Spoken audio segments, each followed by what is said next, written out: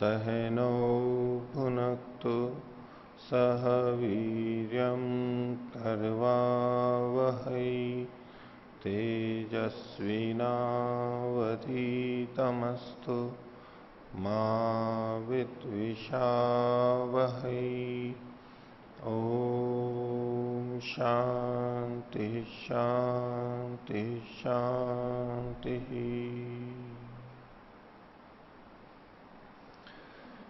वेदांत दर्शन की 105वीं कक्षा। वेदांत दर्शन के चतुर्थ अध्याय के तृतीय पाद तक हम पिछली कक्षा में देख चुके थे और उसमें एक शरीर से दूसरे शरीर में जाना, इससे संबंधित कुछ चर्चा थी। और मुक्ति की प्राप्ति उनको होती है जो अप्रतीक का आलंबन करते हैं, यानी प्रतीक का आलंबन नहीं करते, निराकार परमात्मा की उपासना करते हैं, वही मुक्ति तक पहुंच पाते हैं इत्यादि ये सारा विवरण हुआ था। तो पिछले पाठ में से किन्हीं को कुछ पूछना है तो पूछ सकते हैं, नहीं है तो आगे देखिए चतुर्थ पाठ। तो यहां से कैसे जाता है ये सब वर्णन पीछे हुआ। तो ये अब ब्रह्म सूत्र का बिल्कुल अंतिम पाठ चल रहा है, चौथे अध्याय का चौथा पाठ। तो मुक्ति की प्राप्ति कैसे होती है और मुक्ति में क्या स्थिति होती है इत्यादि कुछ वर्णन हमारे को यहां देखने को मिलेगा। तो चतुर्थ अध्याय का चौथा पाद, पृष्ठ संख्या 245। पहला सूत्र है संपत्त्याविर्भाव स्वेन शब्दात्। संपद्य आविर्भाव स्वेन शब्दात्। संपद्य ऐसा हो करके, प्राप्त करके उसका आविर्भाव होता है, उस रूप में आ जाता है, वो आत्मा के लिए कहा जा रहा है। कैसे पता लगता है? तो स्वेन शब्दात्, शास्त्र के जो वचन मिलते हैं वहां पर स्वेन ये शब्द मिलता है, स्व शब्द वहां पर मिलता है। उससे पता लगता है कि आत्मा अपने रूप में वहां पर पहुंच जाता है। जिस समय मुक्त होता है तो मुक्त अवस्था में वो अपने रूप में रहता है। भाष्य देखिए, संपद्य स्वेन आविर्भाव ब्रह्मोपासको विद्वान खलु शरीरात उत्क्रम्य ब्रह्मणि संपद्यते संविशति। तो जो ब्रह्म का उपासक विद्वान है वह इस शरीर से उत्क्रमित होकर, शरीर से जाकर के परमात्मा में संपन्न हो जाता है। संपद्यते, इस संपद्यते को आगे इन्होंने खोला संविशति, सम्यक रूप से वहां पर प्रवेश कर जाता है, उसमें स्थित हो जाता है। वैसे तो परमात्मा सब जगह है, तो बद्धात्माएं भी परमात्मा में ही है, लेकिन ये यहां तात्पर्य इस रूप में होगा कि परमात्मा के गुणों की प्राप्ति वहां पर हो जाती है, इस रूप में वो सम्यक स्थित हो जाता है। हम परमात्मा में रहते हुए भी अभी सम्यक रूप से स्थित नहीं है, यानी परमात्मा के गुणों का अनुभव हम नहीं कर पाते उस तरह से जैसा कि मुक्तात्मा करता है। हम विचारों में रखते हैं या किसी को थोड़ी अनुभूति होती है, तो परमात्मा के गुणों का अनुभव कर पाना ये उसमें सम्यक रूप से प्रवेश है, संपत्ति। तो संपत्त्यते संविशति तत्र संपत्तिम संवेशम लब्ध्वा स तस्य स्वेन रूपेण आविर्भाव प्रकटीभावो भवति।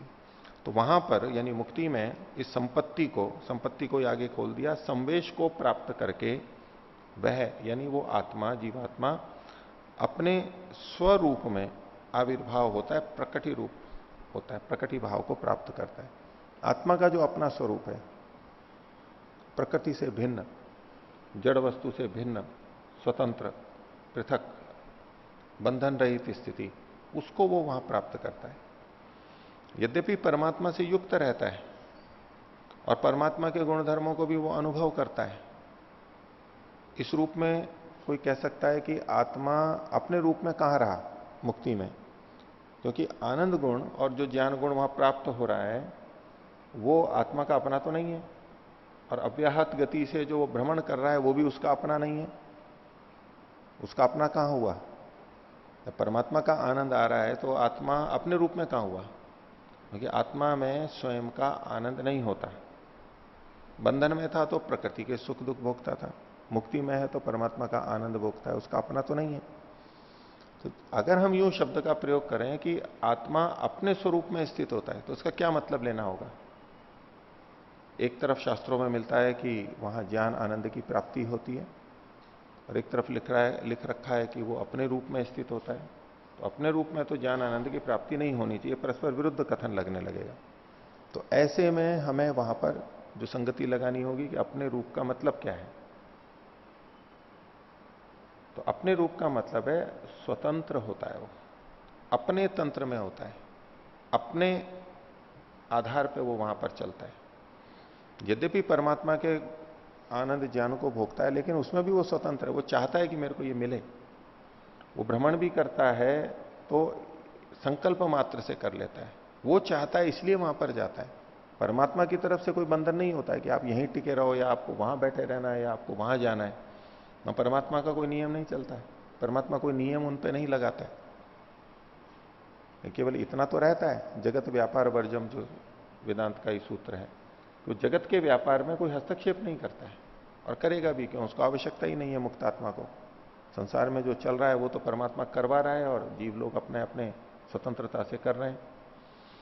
तो प्रकृति में जब आत्मा रहती है प्रकृति के बंधन में, तो ये अपनी इच्छा अनुसार नहीं चल सकता, ये अपने रूप में स्थित नहीं है अभी।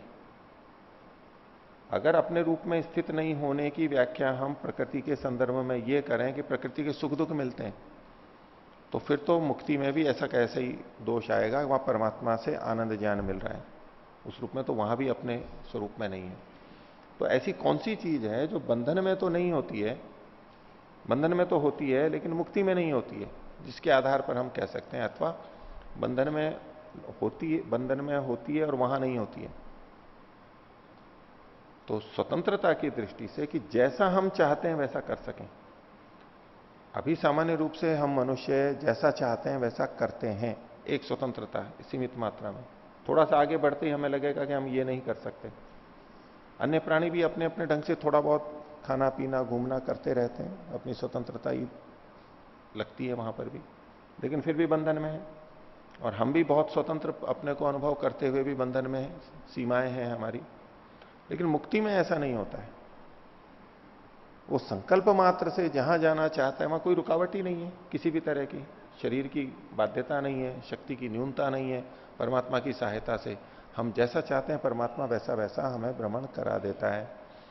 हम आनंद चाहते हैं आनंद देता रहता है। हम ज्ञान चाहते हैं, जिस चीज का ज्ञान चाहते हैं वो ज्ञान उपलब्ध हो जाता है।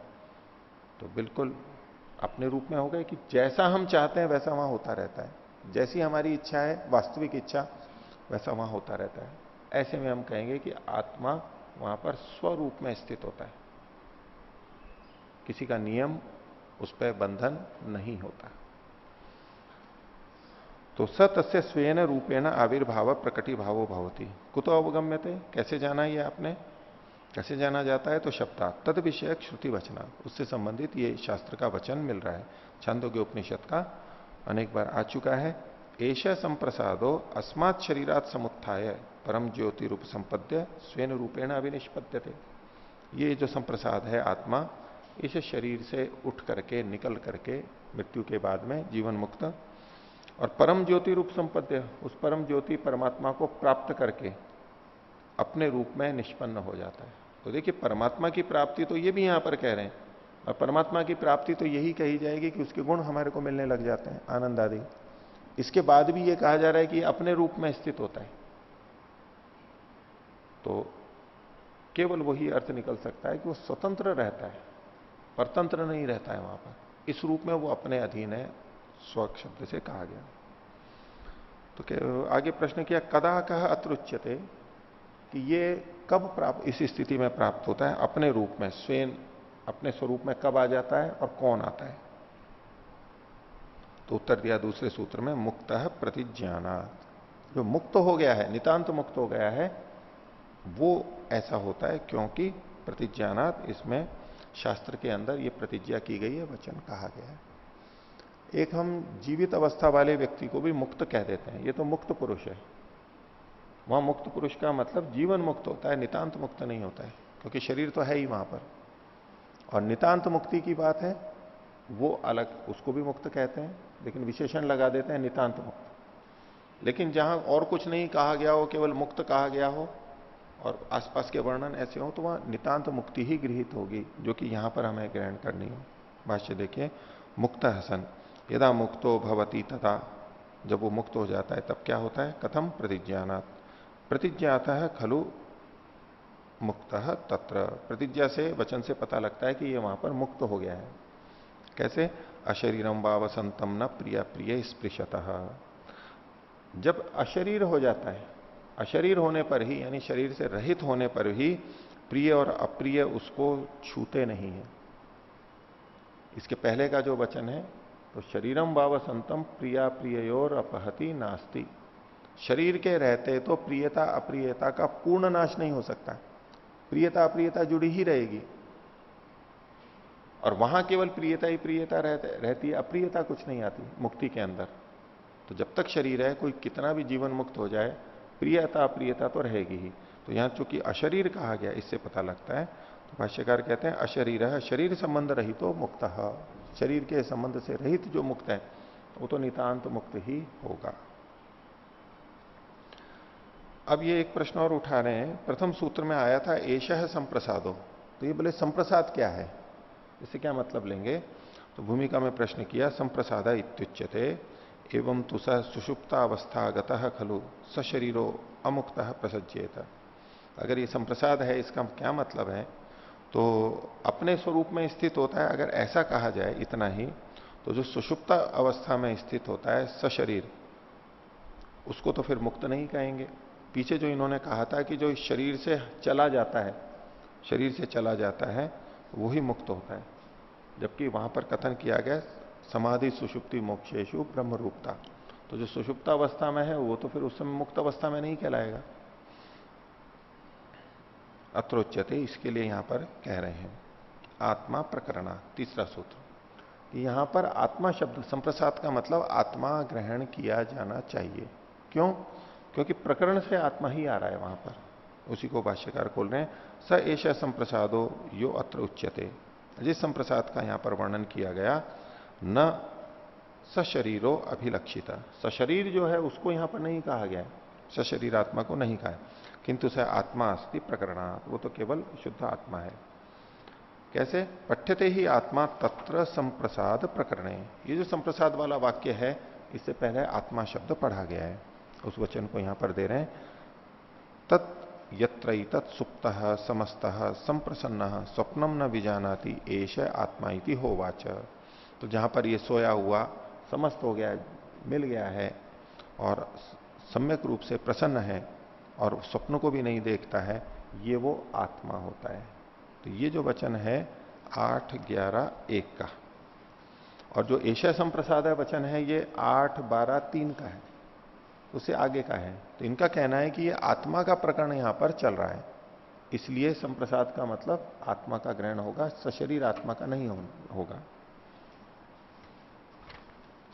आगे, स आत्मा परमात्मान प्राप्य कथम अवतिष्ठते मुक्तावस्थायाम, तो जब ये मुक्त हो जाता है आत्मा और मुक्ति में चला जाता है, परमात्मा को प्राप्त कर लेता है, तो वहां पर उसकी क्या स्थिति होती है, कैसे रहता है, तो उसके लिए चौथा सूत्र कहा अविभागेन दृष्टत्वात्, वह अब अविभाग रूप में रहता है, विभाग नहीं होता है उसका ब्रह्म के साथ में, अविभाग रूप में रहता है। कैसे, दृष्टत्वात्, ऐसा शास्त्र में देखा जाता है, शास्त्र का वचन प्राप्त होता है। यह विभाग कैसा है, उसको भाष्यकार खोल रहे हैं। तो तत्र परमात्मनि मुक्तात्मा अविभागेन ताद्धर्मेण दुग्धे जलम इव अवतिष्ठते, तो उस परमात्मा में ये मुक्तात्माएं अविभाग रूप में रहती हैं। अविभाग को इन्होंने खोल दिया ताद्धर्मेण, उसके धर्म से युक्त, उसके धर्म के साथ साथ, उसके धर्म यानी परमात्मा के धर्मों के साथ साथ, परमात्मा के धर्मों जैसी वो होती है। कैसे, तो दुग्धे जलम इव अवतिष्ठते, जैसे दूध में पानी रहता है तो पानी भी दूध ही बन जाता है, पानी दूध में रहेगा तो दूध ही बन जाता है। तो इस तरह से आत्मा भी वहां परमात्मा जैसा ही हो जाता है, दृष्टत्वात्, ऐसा देखा जाने से। शास्त्र वचन श्रुतौ दृश्यते तस्मात्, चूंकि श्रुति में ये वचन मिलता है। यथा क्रतुः अस्मिन् लोके पुरुषो भवति तथेतः प्रेत्य भवति, जिस तरह के कर्म वाला क्रिया वाला मनुष्य यहां पर होता है, तो यहां से जाने के बाद भी वैसा ही होता है, अर्थात कर्मानुसार उसको जन्म मिलता है। और कर्म के समय जैसी भावना वासना थी, वैसी ही भावना वासना यानी संस्कार अगले जन्म में भी उसके रहते हैं, वैसा का वैसा ही रहता है वो। तो इससे पुष्टि लेकर के ये तो प्रतीक के रूप में कहा, क्योंकि यहां पर यथाक्रतु कहा है, तो यथाक्रतु से कर्म विशेष का तो कथन है नहीं।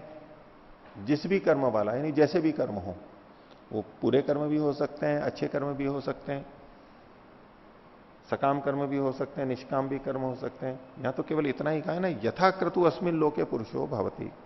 इस जन्म में जिस तरह के कर्मों वाला होता है, मरने के बाद भी वैसा ही होता है, वैसे ही कर्म करता है, वैसी भावना होती है और कर्मानुसार वैसा ही फल प्राप्त करता है। तो इसमें अब ये एक चीज जोड़ रहे हैं कि ब्रह्म क्रतुर ही ब्रह्मोपासको भवति। जो ब्रह्म का उपासक है वो कैसा क्रतु होता है? वो ब्रह्म क्रतु होता है, वो ब्रह्म से संबंधित कर्म करता रहता है, ब्रह्म की प्राप्ति के लिए कर्म करता रहता है। तो ब्रह्म क्रतुर ब्रह्म उपासको भवति स मुक्त सन ब्रह्मधर्मी भविष्यत्येव। तो जब वो मुक्त हो जाएगा तो वो ब्रह्मधर्मी हो जाएगा। यहां ब्रह्मक्रतु है तो मरने के बाद में मुक्ति को जब प्राप्त होगा तो ब्रह्म धर्म वाला हो जाएगा। जैसे धर्म ब्रह्म के हैं, परमात्मा के हैं, वैसे ही उसके हो जाएंगे, क्योंकि जैसा है यहां है वैसा वहां है। ये नियम एक इन्होंने निकाला यहां से। तथा च ताधर्म्यम अपि श्रुतौ पठ्यते। और वहां किस तरह के धर्मों से युक्त होता है, ताधर्म्यता है क्या, तो उसका भी वचन शास्त्रों के अंदर मिलता है। तो इन्होंने मुंडकोपनिषद का एक वचन दिया, यदा पश्य पश्यते रुक्म वर्णो। जब ये पश्य जीवात्मा उस रुक्म वर्ण ज्योति स्वरूप स्वर्ण के समान परमात्मा को देखता है, कर्तारम ईशम पुरुषम ब्रह्म योनिम, जो सबका करता है, ईश है, ऐसे पुरुष जो कि ब्रह्म की योनि है यानी वेद का कारण है। तदा विद्वान पाप पुण्य विधूय, तो वे विद्वान पाप और पुण्य से छूट करके, उसको झड़का करके, निरंजन है परमम साम्यम उपैति, दोषों से रहित होके उस परमात्मा से परम साम्य को प्राप्त होता है। परम साम्य संपत्ति रत्र विहिता अस्ति। परम साम्य की प्राप्ति संपत्ति यहां पर कही गई है। अब इस परम साम्य शब्द को भी समझने की बात है कि परमात्मा से परम साम्य हो जाना, इसका क्या मतलब है? बिल्कुल परमात्मा जैसा हो जाना, ये एक परम साम्य का अर्थ है। परम साम्य तो तभी होगा हम किसी से कुछ गुणों में समान हो, कुछ गुणों में असमान हो, इसको परम सामान्य थोड़ा साम्य थोड़ा कहेंगे।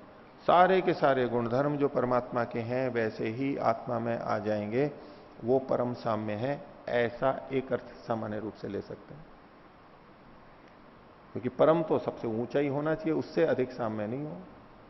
लेकिन ये चूंकि संभव नहीं है, परमात्मा सर्वव्यापक है, परमात्मा सृष्टि करता है, सर्वज्ञ है, लेकिन जीवात्मा ऐसा कभी भी नहीं हो सकता जैसा परमात्मा है। इसलिए परम साम्य की ये व्याख्या नहीं यहां पर संगत लगेगी। तो ये नहीं लगेगी तो उससे नीचे के गुण कुछ मिलेंगे, कुछ कम गुण मिलेंगे, तो उसको परम साम्य कैसे कहेंगे? वो तो नीचे का अवर साम्य हुआ, कुछ का साम्य हुई। तो परम साम्य शब्द की सार्थकता भी हमें वहां पर देखनी है। तो उसका अर्थ फिर यहां ये लिया जाता है कि जितना साम्य संभव है, जितना साम्य संभव है उतना पूरा पूरा हो जाता है। परमात्मा के सारे गुण नहीं आएंगे, सारे गुण हम नहीं ले सकते, हम वैसे नहीं बन सकते, लेकिन जितने हो सकते हैं वो सारे के सारे हो गए। उससे अधिक साम्य संभव नहीं है, इसको परम साम्य कहेंगे। अब ऐसे संगति लग जाएगी हमारी को, उस परम साम्य को ये प्राप्त कर लेता है। ये सूत्र पीछे भी आया था हमारा, जो 4:2:16 के अंदर था, वहां इसको उद्धृत किया था इन्होंने। तो ये तो विद्वान मुक्ति में कैसी साम्यता को प्राप्त होता है वो यहां पर कहा गया है।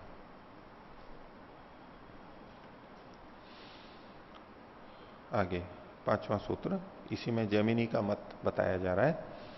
ब्राह्मेण जैमिनी उपन्यासादिभ्य। ब्राह्मेण यानी ब्रह्म के धर्मों के साथ में ये युक्त हो जाता है, ऐसा जैमिनी आचार्य मानते हैं। क्यों मानते हैं? तो उपन्यास आदि के कारण से, जो दृष्टांत उदाहरण दिए गए हैं उसकी समानता से ऐसा समझना चाहिए। कि मुक्ति में आखिर हो क्या जाता है, परमात्मा की तरह हम कैसे हो जाते हैं, क्या होता है, उस संदर्भ में आगे कहा। तो ब्राह्मेण धर्मेण अवतिष्ठते मुक्त इति जैमिनीराचार्यो मन्यते। परमात्मा के ब्रह्म के धर्मों के साथ साथ वो वहां पर रहता है। कुतः उपन्यासादिभ्य है, उपन्यास को खोल रहे हैं। उपन्यस्यते उपक्षिप्यते दृष्टांतेन उपपाद्यते यो विचार स उपन्यास। उपन्यस्यते उसी को आगे खोल दिया, उपक्षिप्यते रखा जाता है, उपस्थित किया जाता है, और उसी को आगे खोल दिया दृष्टांत से उपपादित किया जाता है, उसको दृष्टांत से पुष्ट किया जाता है। जिस विचार को स उपन्यास है उसे उपन्यास कहते हैं। आदिना फल व्यवहार उच्च गृह्यते। उपन्यासादिभ्य आदि शब्द भी लगाया तो उपन्यास के अतिरिक्त भी कुछ न कुछ हमें लेना होगा। तो उन्होंने यहां पर दो चीजें ली हैं, एक तो फल और दूसरा व्यवहार। जीवात्मन किल स्वभावो यत्र अवतिष्ठते तत्र तद्धर्मा भूत्वैव अवतिष्ठते। अब इन्होंने एक बात कही सिद्धांत के रूप में कि आत्मा जहां भी रहता है उसके गुणधर्म उसमें आ जाते हैं। जीवात्मा का ये स्वभाव है कि जहां वो ठहरता है वो तद्धर्मा होकर के ठहरता है, जिस जगह ठहरा हुआ है उसके धर्म उसमें भी आ जाते हैं, उससे प्रभावित हो जाता है, ये आत्मा का स्वभाव है। उदाहरण के लिए इन्होंने दिया पृथ्वी लोके पार्थिवम शरीरम अवाप्य अवतिष्ठते।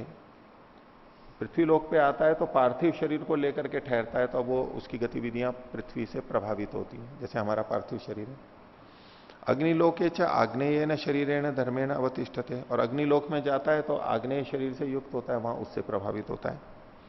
तद्वत ब्रह्मणी से मुक्त हसन ब्राह्मेण धर्मणा अवतिष्ठते। तो परमात्मा में जब वो मुक्त होता है तो परमात्मा के धर्मों से युक्त होता है। फलम च मुक्तो ब्रह्मेण धर्मेण शरीर स्थानीय न भुंगते। और फल क्या होता है कि वो जो मुक्त है वो परमात्मा के धर्म से, और वो परमात्मा के धर्म ही उसके शरीर स्थानीय है, यानी शरीर जैसे हैं। जिस प्रकार से बद्धावस्था में ये शरीर हमारा होता है, साधन होता है, ऐसे ही मुक्तावस्था में परमात्मा के धर्म ही उसके शरीर का काम करते हैं, यानी परमात्मा की शक्तियां ही उसके सहयोग का कारण बनती हैं, शरीर की तरह से होती हैं। तो परमात्मा के धर्मों से ही, जो कि शरीर स्थानीय है, उसी से वो वहां के सुख आदि को भोगता है। तथैव दयानंदर्शिना अप्युक्तम, महर्षि दयानंद ने भी ये बात कही है। तो ये इन्होंने नीचे टिप्पणी दी है सत्यात प्रकाश के नवम समोल्लास की। क्या लिखते हैं, जैसे सांसारिक सुख शरीर के आधार से भोगता है, ये शरीर माध्यम बनता है, वैसे परमेश्वर के आधार पर मुक्ति के आनंद को जीवात्मा भोगता है। तो परमात्मा ही आश्रय होता है। आप पूछ रहे थे उस दिन, तो वहां मुक्ति का आधार, मुक्ति में परमात्मा का ब्रह्म का आधार रहता है, उसी आधार पर आनंद भोगता है, उसी के आधार पर ज्ञान प्राप्त करता है, उसी के आधार पर गति करता है, इधर उधर देखता है, व्याहत गति से जाता है। वो सबका सब परमात्मा के ब्रह्म के आधार पर करता है।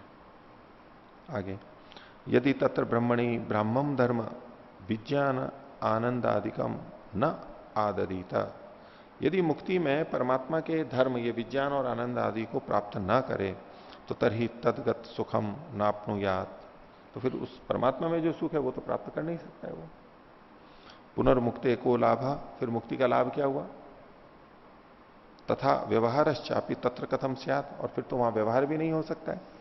जीवात्मा को यदि परमात्मा का सहारा ना मिले मुक्ति में तो वो क्या व्यवहार करेगा।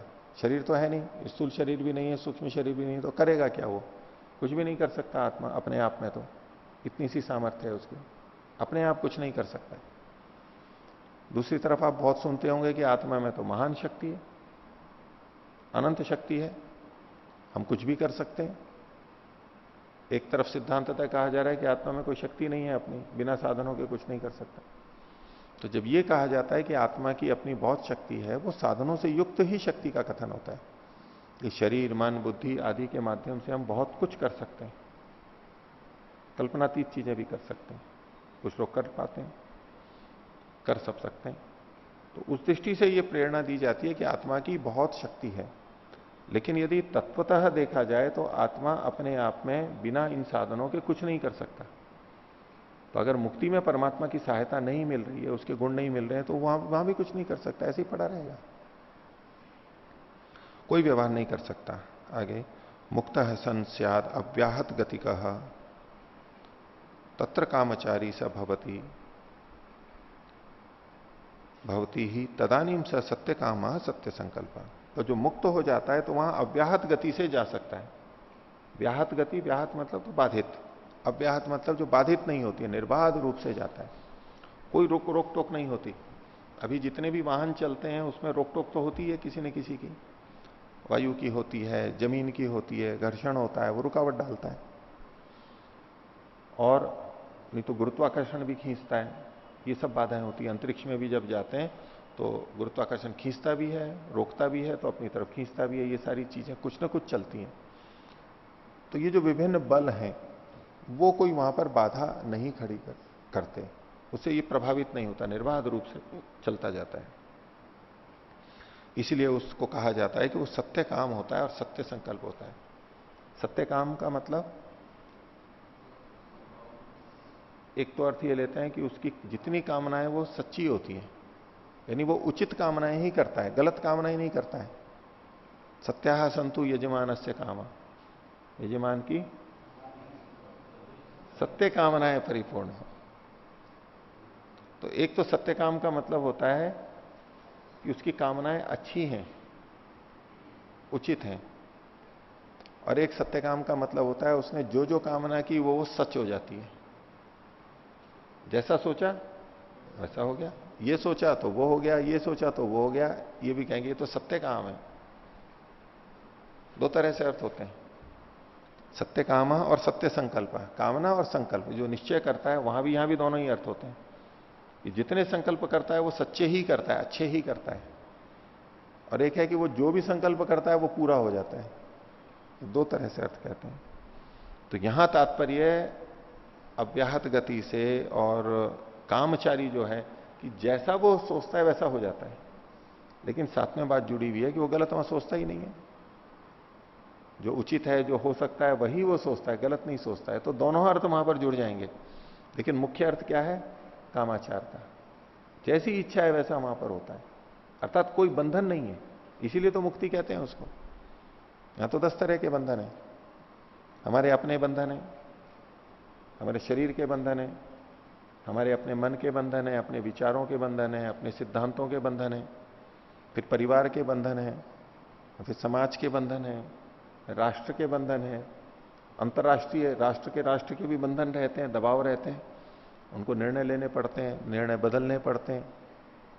कितने स्वतंत्र हैं हम, कितनी जगह पे कार्यालय में जाते हैं, वहां है अधिकारी का है प्रतिबंध रहता है ना। पढ़ते हैं तो वहां पर अध्यापकों का, आचार्य का प्रतिबंध रहता है। गृहस्थ में रहता है, पति पत्नी का दोनों का बंधन रहता है। बंधन से मुक्त कहां पर है?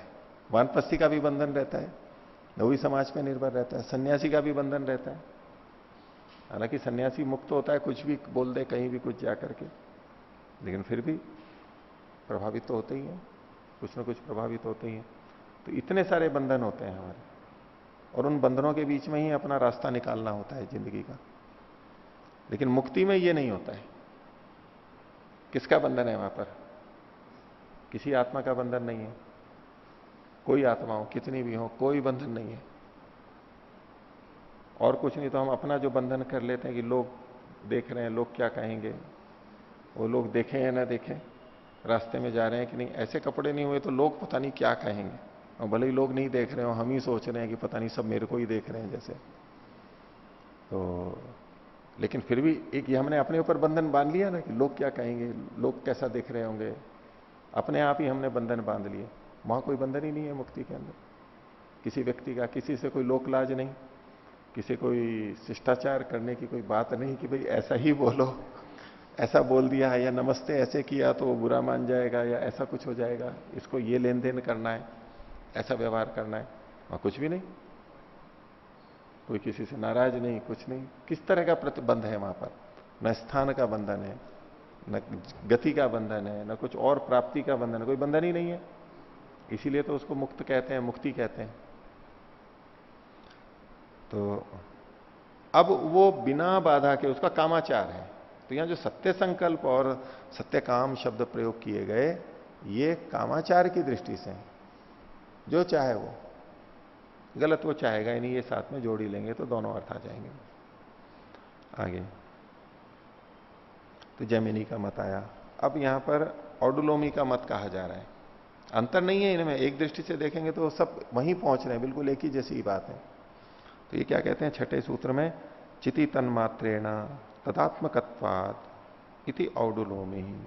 वो चिति तन मात्र है, चिति मतलब चेतन शक्ति, चेतन शक्ति मतलब संज्ञान, जानने वाली, अनुभव करने वाली, बस वो चिति शक्ति अपने आप में रहती है। चिति शक्ति योग दर्शन में भी उसी तरह से आता है कि अपवर्ग में कैसे वो चिति शक्ति अपने आप रहती है, प्रकृति के बंधनों से छूट जाती है। तो चिति तन मात्र रहती है, बस वही रहती है और कुछ नहीं। तदात्मकत्वात् वो परमात्मा के स्वरूप में स्थित होती है, अपने चेतन स्वरूप में स्थित होती है। ये ऑडुलोमी का मत है। भाष्य, स एष मुक्तात्मा मुक्तौ चिति तन्मात्रेण अवतिष्ठते। मुक्तात्मा मुक्ति में चिति इस मात्र इसी रूप में रहता है। अब बाकी सारे विशेषण हटा दिए, बाकी कोई गुणधर्म नहीं, बस चेतन है, चिति मात्र है और कुछ नहीं, सब कुछ हटा दिया। मैं नहीं, तू नहीं, कुछ नहीं, मेरा नहीं, तेरा नहीं, कुछ नहीं, बस चिति मात्र। उसके लिए योग दर्शन का इन्होंने कहा चितिरेव पुरुषः, पुरुष जो आत्मा है वो क्या है, चेतन शक्ति, चिति मात्र है। आत्मा ही चितिश्चेतनत्वात्, आत्मा चिति है, क्यों, क्योंकि वो चेतन है। आत्मत्व मात्रेण चैतन्य मात्रेण अवतिष्ठते, तो चिति मात्र को इन्होंने खोल दिया आत्मत्व मात्र में। आत्मा का जो अपना स्वभाव है, स्वरूप है, केवल उसी रूप में रहता है। इसी को आगे खोल दिया चैतन्य मात्र रूप में रहता है। नहीं तत्र अचेतनत्व संस्पर्शो विद्यते, अचेतनत्व का यानी जड़ का वहां संस्पर्श यानी योग कुछ भी नहीं रहता है, जड़ वस्तु से कोई संपर्क नहीं रहता है। कुतः, क्यों, तदात्मकत्वात् तस्य चेतन स्वरूपत्वात्, वो चेतन स्वरूप है। चेतन स्वरूपो आत्मा तदा स्वेन रूपेण अवतिष्ठते, ये चेतन स्वरूप आत्मा अपने स्वरूप में जाती है, यानी चेतन रूप में जाती है। फिर वही वचन दिया इन्होंने छांदोग्य का, परम ज्योति रूप संपद्य स्वेन रूपेण अभिनिष्पद्यते, अपने स्वरूप में स्थित हो जाती है। उक्तम दयानंद दर्शिणा अपि, महर्षि दयानंद के द्वारा भी ये लिखा गया है। नीचे इन्होंने टिप्पणी दी है कि स्वशक्ति से जीवात्मा मुक्ति में हो जाता है। जीवात्मा मुक्ति में अपनी शक्ति से हो जाता है, उसकी अपनी शक्तियां तो वहां रहती हैं, जो वहां उन्होंने 24 शक्तियां बताई हैं सत्यार्थ प्रकाश में, उन 24 शक्तियों से तो युक्त रहता है आत्मा, क्योंकि वो उसकी स्वाभाविक है। उद्भूत हो या अनुद्भूत हो वो अलग बात है, लेकिन वो शक्तियां उसकी आत्मा की अपने साथ में रहती हैं, उसके गुणधर्म साथ में ही रहेंगे, कहां जाएंगे। नित्य वस्तु के गुणधर्म उसके साथ ही रहते हैं। तत्र यस्य चैतन्य रूपेण अवस्थानत्वाद औडुलोमिर आचार्यो मन्यते, तो वहां पर उस आत्मा के चैतन्य रूप में अवस्थान होने से ये औडुलोमी आचार्य का कहना है। आत्मा चेतन है, और आत्मा चेतन है कैसे, उसकी पुष्टि के लिए एक वचन दे दिया, एवं वारे अयम आत्मा अनंतरो अबाह्य कृत्स्न प्रज्ञान घन एव। तो ये जो आत्मा है परमात्मा, ये अनंतर है और अबाह्य है। अनंतर का मतलब अंदर नहीं है और अबाह्य बाहर भी नहीं है। तो कहां पर है, कहीं पर भी नहीं है, ना अंदर है ना बाहर है, तो कहां है, कहीं नहीं है। तो दूसरे ढंग से कहेंगे जो अंदर भी नहीं है बाहर भी नहीं है वो सब जगह है, तो केवल शब्द लगाएंगे मात्र। मात्र अंदर नहीं है जो अनंतर का मतलब है, जो मात्र बाहर नहीं है वो, यानी सब जगह है। कृत्स्न संपूर्ण है वो, प्रज्ञान घन एव, यानी ज्ञान से युक्त, ज्ञान का घन है, बस केवल ज्ञान ही ज्ञान है। आयुर्वेद में घनबटी बनती है ना, औषधियों को उबालते हैं, काढ़ा बनाते हैं, फिर पानी उड़ाते हैं, तो उसका जो सार सार भाग होता है ना उसको घन कहते हैं। एकदम घट्ट, बिल्कुल भरा, सांद्र। सांद्र तनु और सांद्र होता है ना, कंसंट्रेटेड जो होता है, कंसंट्रेशन बहुत ज्यादा घनीभूत हो जाता है वो तत्व, उसमें तीखा हो जाता है, गुण बढ़ जाते हैं, ऐसा वो है विज्ञान से युक्त, बिल्कुल। आगे जैमिनी औडुलोमी मतयो समन्वय प्रदर्शयती बादरायण। बादरायण ऋषि इन दोनों का सामंजस्य बना रहे हैं। 7वां सूत्र, एवं अपनी उपन्यासात पूर्व भावात अविरोधम बादरायण, कि एवं अपि ऐसा भी मान लें, कैसा, जो कि पिछले सूत्र में कहा, मुक्तौ आत्मनः चिति मात्रतया अवस्थाने भी, मुक्ति में केवल चिति मात्र में रहना ऐसा माने तो भी पूर्व भावात को खोल दिया इन्होंने, चिति तन्मात्रात पूर्वम निष्पद्यमानात ब्रह्म स्वरूपात जैमिनी मतात। तो पूर्व भावात मतलब जो पूर्व में स्थिति थी, चिति मात्र जो उसका पूर्व रूप था, तो और ब्रह्म स्वरूप से पहले जो चीज थी उसको जैमिनी के मत में अविरोधम उपन्यासात बादरायण, न विरोधा मन्यते बादरायण है, इसमें कोई विरोध नहीं है। क्यों नहीं है? खोल रहे हैं, उपन्यासात उपयुक्त निगमनात्, उपन्यास को खोल दिया उपयुक्त निगमन, निश्चित अर्थ वहां पर उदाहरण देने से। उदाहरण दिया, यथा अग्निम प्राप्य स्वर्णम सुवर्णम अग्नेस्तापेन तप्तम अपि भवति मलात विमुक्तंच स्वरूपम उपलभते। तो जैसे अग्नि को प्राप्त करके सोना अग्नि के ताप से तप्त होता हुआ भी मल से मुक्त हो जाता है, लेकिन फिर भी अपने रूप में रहता है। अग्नि से तप्त भी हो गया, मल भी निकल गया, लेकिन सोना सोना ही रहता है, वहां पर बदलता नहीं है। ऐसे तथैव ब्रह्म नामकम परम ज्योति रूप संपत्ति मुक्तात्मा ब्रह्मम रूपम आदत्ते। तो उस परम परमात्मा को प्राप्त करके, परम ज्योति को प्राप्त करके आत्मा अपने स्वरूप में स्थित हो जाता है। अपने स्वरूप में कैसे स्थित हुआ? कि जो उसके मल थे वो सारे हट गए, जो प्रकृति थी, सूक्ष्म शरीर था आदि, वो सब हट गए, वो केवल अपना खुद रह गया। तो उससे युक्त हो रहा है, उससे तप्त हो रहा है, लेकिन है अपने ही स्वरूप में।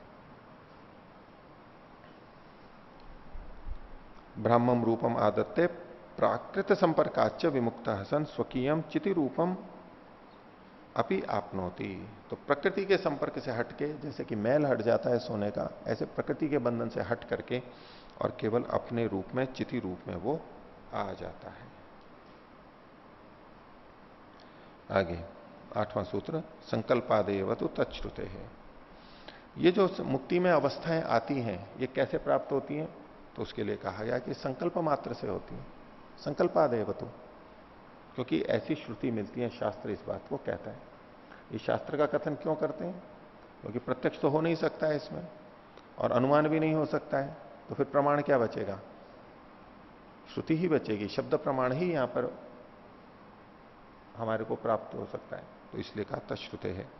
तो जैमिनी मते खलु आत्मा मुक्तावस्थायाम ब्राह्मेण रूपेण अवतिष्ठते। तो मुक्तावस्था में ब्रह्म के स्वरूप में वो स्थित होती है। तत्र ब्राह्म्य रूपे तस्य यत कामचारित्वम ऐश्वर्यम भवति। तो ब्रह्म रूप होने के बाद में जो उसमें कामाचारित्व होता है, ऐश्वर्य होता है, इच्छा अनुसार कहीं आना जाना, उत्कृष्टता होती है, वो क्या है? तो उसके लिए कहा तस्य सर्वेषु लोकेषु कामचारो भवति। यही ऐश्वर्य है उसका। कामाचारित्व नाम का एक ऐश्वर्य है कि उसका सब लोकों में कामाचार हो जाता है, कहीं भी आ जा सकता है, कहीं भी आ जा सकता है। नहीं तो ये इतना बड़ा बंधन लगता है कि दूसरे के अनुशासन में चलना, वैसा ही करना, आदमी पूरा त्रस्त हो जाता है ना, उससे कंटाल जाता है। गुजराती में बोले कंटाल जाता है, कंटाल गया, और कांटा जैसे लगता है, कांटा बिल्कुल अंदर से ऐसा हो जाता है। एक ब्रह्मचारी थे, एक बहुत दिनों से रह रहे थे गुरुकुलों में, बचपन से उनको भेज रखा था, तो फिर मन उछट जाता है जाने के लिए। फिर आए, बाल बना रखे थे, भाई अब गुरुकुल में फिर से आए हो तो बाल तो कटवाओ, बाल कटवाओ। तो बोले जिंदगी भर यही करता रहूंगा क्या मैं? इतना बड़ा हो गया मैं यहां नहीं रह सकता। यहां से चले गए थे, यहां से चले गए, फिर आ गए, नहीं फिर मैं आऊंगा।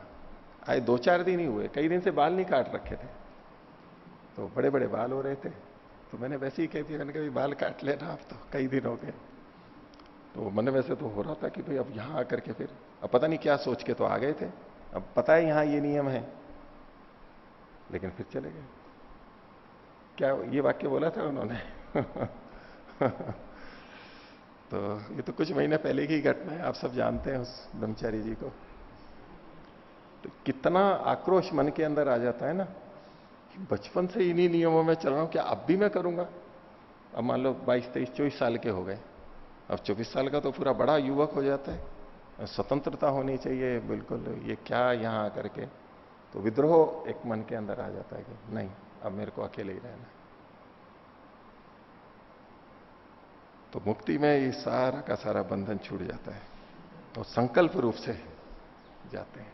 अब वो मुक्ति तो पता नहीं कब मिलेगी, इसलिए हर कोई मुक्ति चाहता है। मुक्ति चाहता है ना, वो मुक्ति हर आत्मा चाहती है। उसकी पुष्टि के लिए कई जने तो ऐसे बोलते हैं कि क्योंकि हम दुख रहित स्थिति चाहते हैं, दुख रहित स्थिति चाहते हैं। हर कोई चाहता है, मतलब मुक्ति को हर कोई चाहता है, और दुख रहित सुख चाहते हैं, पूर्ण सुख चाहते हैं। इससे भी पता लगता है कि हम मुक्ति चाहते हैं। हर आत्मा मुक्ति चाहता है, इसका अपवाद ही नहीं है कोई भी जीवात्मा, मनुष्य या मनुष्यता। तो उसमें ये एक बात भी, ये भी महत्वपूर्ण है कि हम बंधन रहित होना चाहते हैं, हम स्वतंत्र होना चाहते हैं, किसी भी बंधन से मुक्त होना चाहते हैं। बंधन है तो दुख लगेगा ही वहां पर, तो इसलिए किसी के बंधन में नहीं रहना चाहता है। हाँ, लेकिन बंधन में तब रहता है जब बंधन में ही सुख लगने लगता है। तो पता है कि स्वतंत्र रहेंगे तो फिर गड़बड़ होगी। ये जो हम इतने अनुशासन में रह लेते हैं समाज में, परिवार में, उसका कारण ही यही है कि उस बंधन में ही हमें सुख दिखाई देता है। सड़क पे चलते हैं तो उस बंधन में ही हमें हित दिखाई देता है कि ठीक गति से चलो, ठीक दिशा में चलो, दाईं बाईं तरफ जो भी है, तो वो नियमों का पालन करो, उस बंधन में हमें सुख दिखाई देता है। लेकिन छूट कर दे तो बंधन चाहता नहीं है व्यक्ति, कोई भी नहीं चाहता है, और यही मुक्ति का है। तो इससे सिद्ध होता है ना कि हर व्यक्ति मुक्ति की तरफ जाने को ही तत्पर है। तो ऐसे में कोई पूर्ण मुक्ति को नहीं प्राप्त कर रहा हो, लेकिन छोटी सी मुक्ति अगर उसको मिल रही हो तो उसकी सहायता नहीं करनी चाहिए, सहायता नहीं करनी चाहिए। अब पक्षियों को भी देख लो, घोंसले में बैठे रहते हैं बेचारे, छोटे छोटे बच्चे चींची करते रहते हैं और उड़ नहीं पाते। तो जैसे ही थोड़े पंख होते हैं तो उड़ के जाना चाहता है ना, वो हर कोई उड़ के जाना चाहता है अपने पंखों पे। फिर तो तस्य सर्वेषु लोकेषु कामचारो भवति तत्खलु संकल्पादेवतु भवति न ही प्रयत्नम अपेक्षते। इस संकल्प मात्र से होता है, कोई प्रयत्न नहीं करना पड़ता। और इस संसार में जो स्वतंत्रता है उसके लिए तो हमें बहुत प्रयत्न करना पड़ता है। स्वतंत्रता प्राप्ति के लिए कितना प्रयत्न करना पड़ता है, क्योंकि बंधन में डालने वाले बहुत बैठे रहते हैं। दूसरे देश हमें बंधन में डालेंगे, और व्यापारी हमें बंधन में डालेंगे, या हमारे आसपास के लोग हमें बंधन में डालेंगे। वो तो बंधन में डालने के लिए तैयार बैठे, ठीक है। तो हमें स्वतंत्र रहने के लिए प्रयत्न करना पड़ता है, विशेष प्रयत्न करना पड़ता है, तब तो स्वतंत्र रह पाते हैं, नहीं तो नहीं रह पाएंगे। नहीं तो साथ में रहते रहते यदि कोई दूसरे के अनुसार ही चलता चला जाए तो दूसरा उसको वैसा ही चला जाता है, वो वैसा ही चलता रहेगा, जिंदगी भर ऐसा ही चलता रहेगा। और उससे छूटना है तो प्रयत्न करना पड़ता है। और मुक्ति की स्वतंत्रता ऐसी है कि वो संकल्प मात्र से होता है, उसके लिए कोई प्रयत्न नहीं करना पड़ता है। न च संकल्पम अंतरेण तत्र मुक्तौ भवति। मुक्ति में इस संकल्प के बिना नहीं रहता है, यानी संकल्प तो रहता ही है वहां पर। और इसलिए सांकल्पिकम शरीरम, इसलिए वहां जो होता है बहुत ही सांकल्पिक शरीर होता है।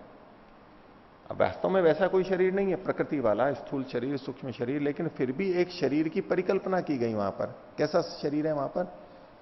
सांकल्पिक शरीर है, एक संकल्प वाला। जैसे किसी का कल्पना लोक होता है, विचारों का लोक होता है, किसी का संकल्पों का लोक होता है, मैं ऐसा करूंगा, ये करूंगा, वो करूंगा, अपना अपना एक लोक बना लेते हैं। ऐसे ही वो एक शरीर बन जाता है हमारा सांकल्पिक शरीर, वो तो वहां रहता है। सांकल्पिकम शरीरम तथा ही दयानंद दर्शिना भी प्रतिपादितम। महर्षि दयानंद में भी इसी शब्द का प्रयोग किया है नवम समोल्लास में, कि मुक्ति में संकल्प मात्र शरीर होता है।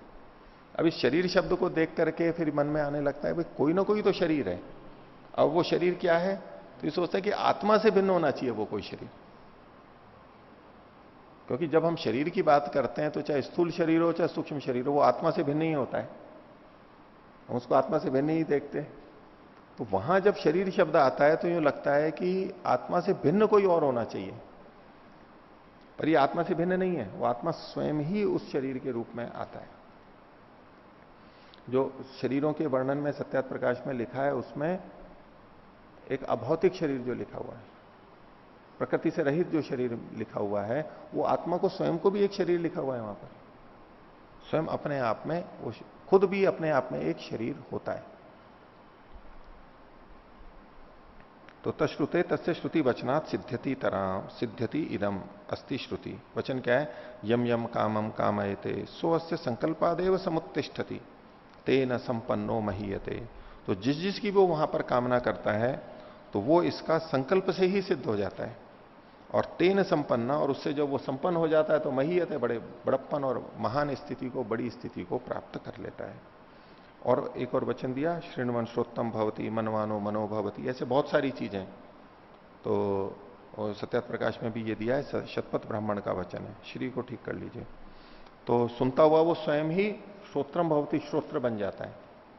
अभी हम सुनते हैं तो हम स्वयं श्रोत्र नहीं बन जाते। एक तरह से हमारे पास ये स्थूल कान होते हैं, सूक्ष्म श्रोत्रेंद्रिय होती है, ये साथ में रहते हैं, ये श्रोत्र साथ में रहते हैं, लेकिन वहां पर और तो कुछ होता नहीं है। तो आत्मा जो सुनता है वो स्वयं ही अपने आप में श्रोत्र बन जाता है। और यहां भी आप परिकल्पना करें कि इस कान से सुना, सूक्ष्म इंद्रिय से युक्त हुआ और आत्मा सुन रहा है, तो आत्मा में भी कुछ कान तो होगा तभी तो वो सुन रहा है। ये आत्मा कैसे सुन पा रहा है? ये तो चलो स्थूल हो गया कान, अंदर आत्मा कैसे सुन पा रहा है? कैसे सुन पा रहा है वो?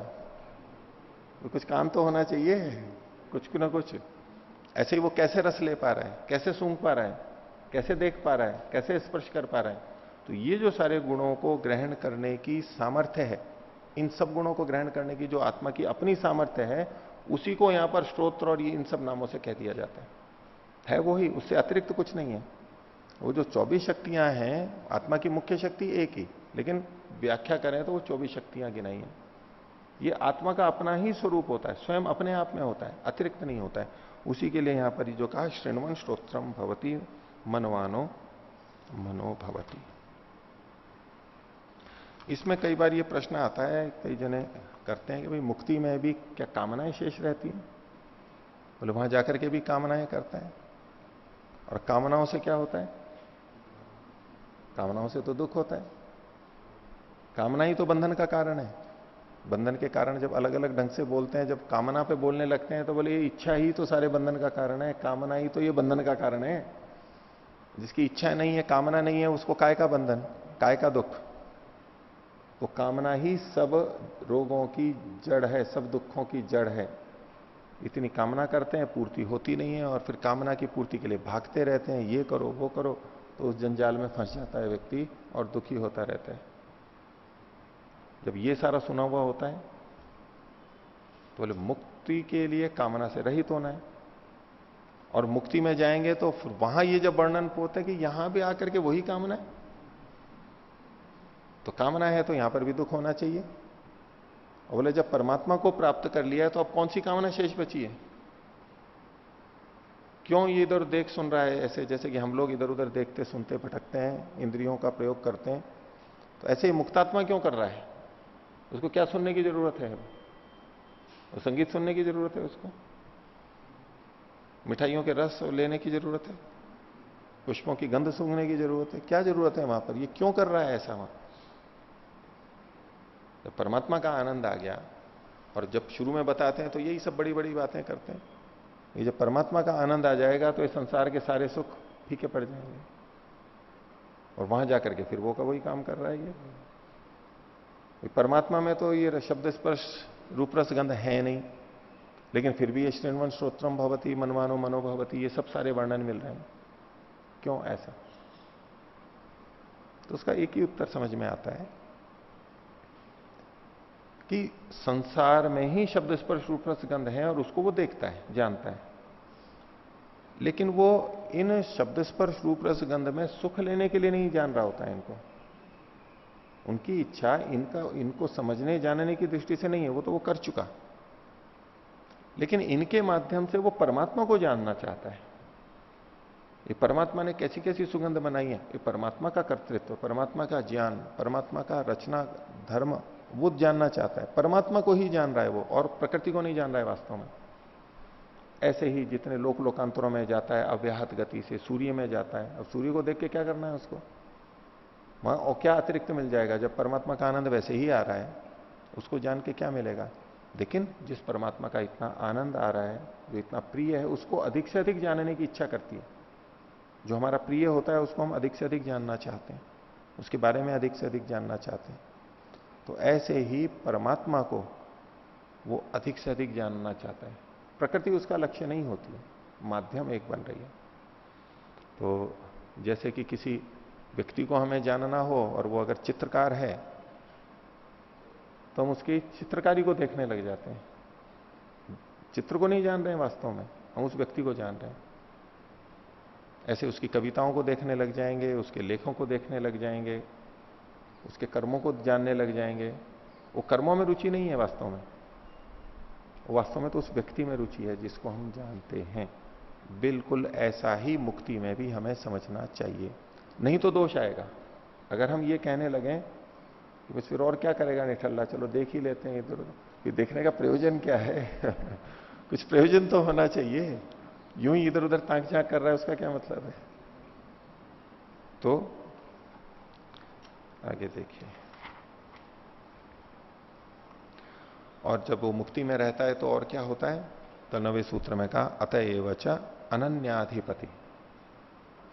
वहां पर मुक्ति में उसका और कोई अधिपति नहीं होता है, और कोई अधिपति नहीं है जिसका ऐसा वहां पर होता है। दो तरह से अर्थ लेते हैं इसका।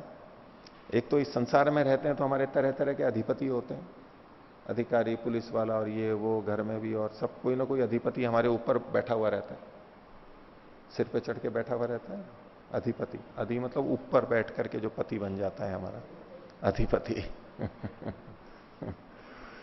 कुछ ऊपर से पति बनते हैं, कुछ नीचे से भी पति बन जाते हैं। रहते नीचे हैं लेकिन नियंत्रण में कर लेते हैं ऊपर वाले को, जैसे कर्मचारी किसी अधिकारी को नियंत्रण में कर लेता है, या बच्चे माता पिता को नियंत्रण में कर लेते हैं, वो माता पिता के भी बाप बन जाते हैं, नियंत्रण करने वाले बन जाते हैं, वो एक अलग बात है। लेकिन जो अधिपति है ऊपर बैठ करके है, तो यहां पर अनन्याधिपति होता है, कोई अधिपति नहीं, कोई सिर पे चढ़ करके नहीं बैठेगा, नहीं आपको तो यही करना है, यही करना है। एक तो यह अर्थ है, क्योंकि परमात्मा भी वहां पर छूट करता है, परमात्मा वहां अपना कोई अधिपतित्व तो नहीं दिखाता है। जो अधिपतित्व तो उसको दिखाना था, वो जब हम बंधन में थे दिखा लिया खूब उसने, नियंत्रण करना है, स्वामित्व है। अब मुक्ति में क्या वो नियंत्रण कर रहा है, कुछ भी नहीं। तो एक दृष्टि से कोई भी अधिपति नहीं होता है, और दूसरी दृष्टि से देखेंगे कि अन्य कोई अधिपति नहीं होता है, केवल ब्रह्म ही उसका अधिपति होता है, एक ही अधिपति होता है।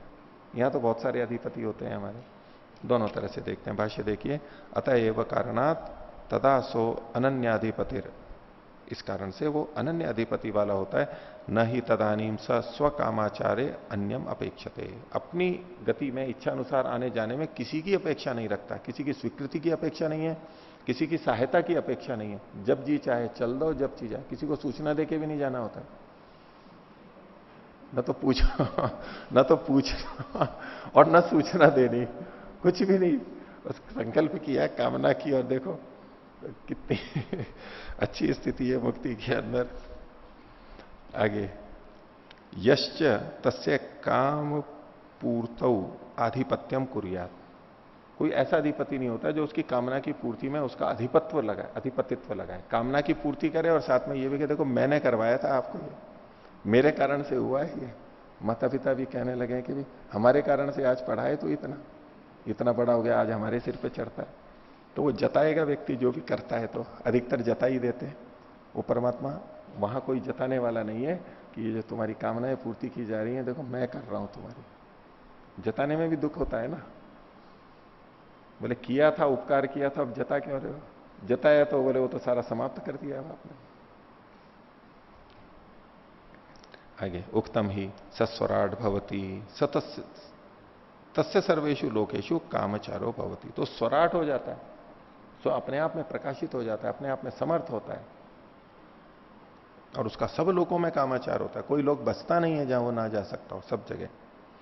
सर्वान पापमनो अपहत्य स्वराज्यम आधिपत्यम परियेति। तो सब पापों से छूट करके वो अपने स्वराज्य, अपने राज्य, उस आधिपत्य को घूमता है। वो अपने आप में अधिपति समझता है। जितने वहां पर हैं मुक्त आत्मा, वो सभी अपने आप में अपने को अधिपति समझते हैं। जैसे पिता हो और उसके नीचे बच्चे हो, तो बच्चे अपने आप को पूरा शेर समझते हैं कि भाई पिता है हमारे सामने। ऐसे वहां सब अपने आप में शेर है, अपने आप में अपना अपना सबका राज्य है। किसका होता है? यह एवं वेद, जो इस प्रकार से जान लेता है, इस प्रक्रिया को जान लेता है, तो मुक्त तो ऐसा हो जाता है। अब ऐसी स्वतंत्रता, यहां जो स्वतंत्रता होती है हमारी, उसमें हम खुद फंस जाते हैं। इस यहां संसार में जो हम स्वतंत्रता या जो थोड़ी स्वच्छंदता में चले जाते हैं, स्वतंत्रता से खाएंगे पिएंगे, स्वतंत्रता से दिनचर्या करेंगे और स्वतंत्रता से ही चलेंगे, जब चाहे सड़क पे मोड़ लेंगे, कोई सूचना इंडिकेटर नहीं। तो ये स्वतंत्रता, ये स्वच्छंदता हमारे लिए बाधक बन जाती है इस संसार में। इसलिए फिर हम परतंत्रता में, बंधन में ही सुख देखते हैं एक दूसरे का। लेकिन वहां मुक्ति की स्वतंत्रता किसी तरह से बाधक नहीं बनती है। वहां कोई दुर्घटना नहीं होने वाली, कहीं भी आएंगे जाएंगे और वायुयान उड़ते हैं तो भाई हाँ अब आप उड़ सकते हो और अब आप आ सकते हो नीचे, कोई सूचना और तंत्र वहां कुछ जरूरत नहीं है। कहीं भी कुछ जाओ, कहीं भी कुछ आओ, कहीं कोई दिक्कत नहीं है। जैसे कि बिल्कुल अकेले चल रहे हो, किसी से कोई बात नहीं, निर्बाध रूप से, स्वतंत्र रूप से। ये मुक्ति का स्वरूप हुआ। वहां मुक्ति में ऐसी स्थिति बनती है। तो आज का पाठ इतना ही रखते हैं। प्रणव।